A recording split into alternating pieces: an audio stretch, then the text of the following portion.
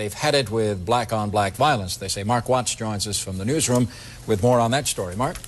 Well, Jerry, we've heard talk of gang truces before, and for the most part, that is all it has ever been, talk.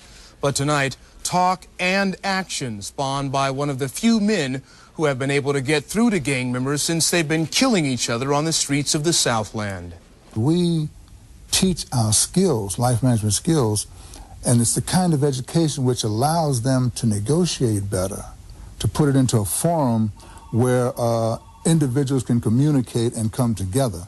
We have to come back to the table and renegotiate the terms that brought us here in the first place. 20 years after the peace treaty, gang homicides is having a 40-year low in the city of LA. 8 consecutive years in a row, and it's not only in the city of Los Angeles, it's actually in every major city across the country. There's been a decrease in violent crimes and murder due to the peace treaty. The truce was to address one key issue, and that was violence. That was the killing. If we can all go back and review the stats, review violent crime and how it took a dip from 92 all the way up until 2005, how it was dipping all over the country because of what took place here in Watts. These young men are going to be the catalyst for a better country.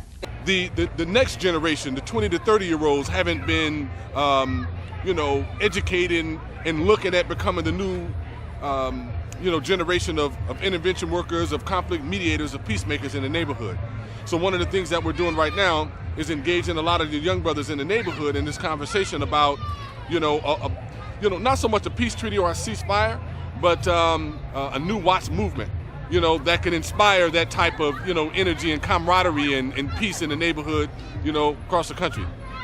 We touch bases with all of the key players in the neighborhood. We needed them to be here because today is a day of peace, So if you ain't got the homies involved in everything with it, then you can almost guarantee that there's going to be a problem.